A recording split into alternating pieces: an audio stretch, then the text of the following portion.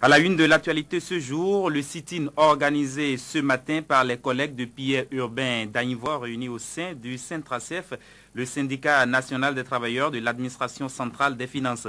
La manifestation a reçu le soutien de nombreuses personnalités et organismes engagés dans la lutte pour le respect des libertés syndicales.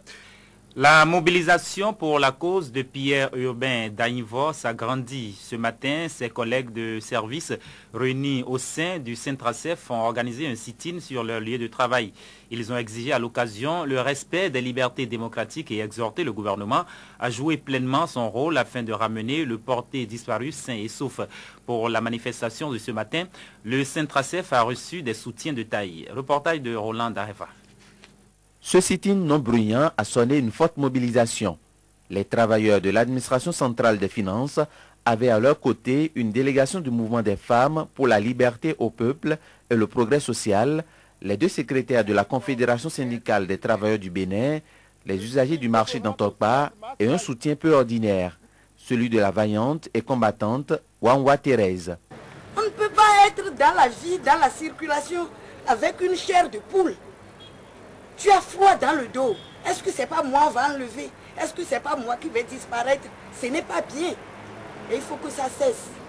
La cause est unique. La réapparition de Pierre Urbain d'Agnivor, cadre de l'administration des finances, disparu de la circulation depuis le mardi 17 août 2010. Le président de la République, en un mot, il n'est pas au courant. Il ne lit pas les journaux. Il ne regarde pas la télé, il n'écoute pas la radio.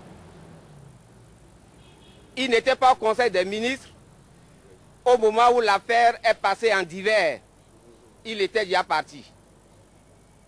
Lui aussi, il a 8 ans, il a perdu sa sœur, qui est sortie comme ça et qui n'est pas encore revenue. Vous comprenez bien que nous avons alors un chef de l'État qui n'est pas à l'écoute de son peuple.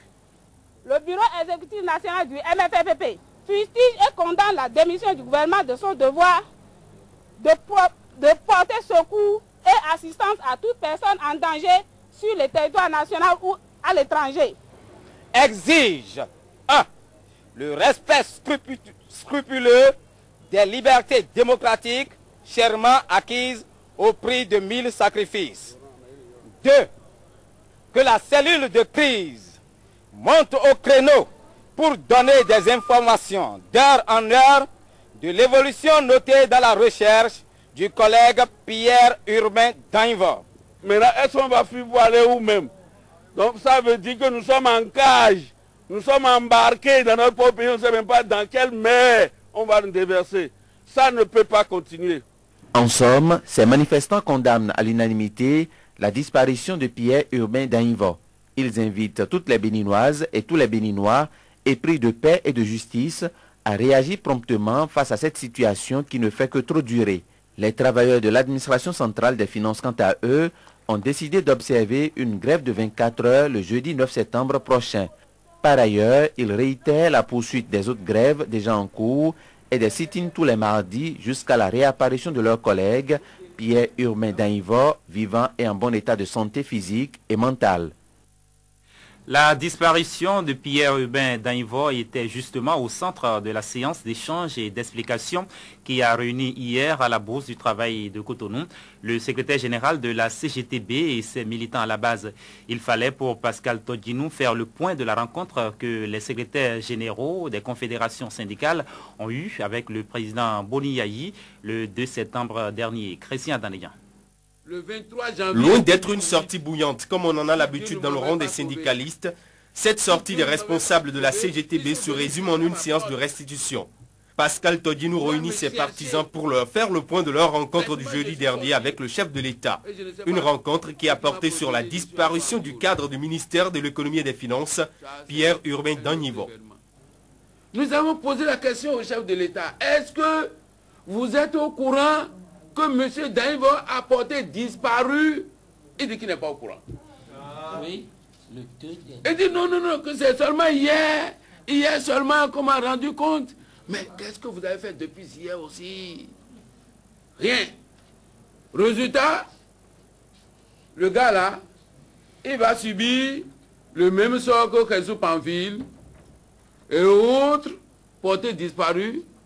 Et puis, il va subir le même sort que le grand jury, juge, je crois que c'est Corvi, dont on a broyé les intestins et excusez-moi, les testicules. Pascal Todinou estime que le droit de circuler librement au Bénin est bafoué depuis quelques années. Et déjà, il craint pour sa vie. Nous qui sommes responsables syndicaux, qui parlons tout le temps, mais à un moment donné, on va détourner nos véhicules pour aller nous retrouver sur la route de Kraké, sur la route de Bembereke et autres. Mais dans ces conditions-là, tout le monde peut disparaître. Non, on peut disparaître dans notre cher et beau pays dont on parle là. Les gens vont commencer par disparaître un à un. Ça veut dire que moi-même, à la maison, d'ailleurs, ma porte n'est même pas souvent bien fermée parce que je n'ai pas l'argent pour avoir de bonnes clés. Qu'est-ce qui va se passer? On va défoncer la porte là et venir me chercher. Comme un oiseau.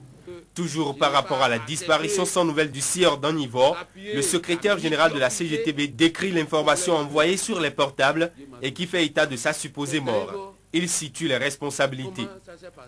On nous a annoncé dans les SMS qu'on l'a trouvé quelque part dans un véhicule mort. Ça veut dire quoi? Qu'on prépare psychologiquement les gens à constater que le gars, il est mort.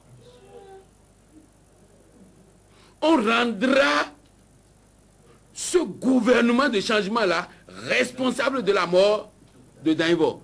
Une grande mobilisation des centrales et confédérations syndicales est alors en vue pour que triomphe enfin la vérité sur la situation actuelle du disparu, a déclaré pour finir Pascal Todinou, qui invite le comité de crise qui sera mis en place à travailler d'arrache-pied.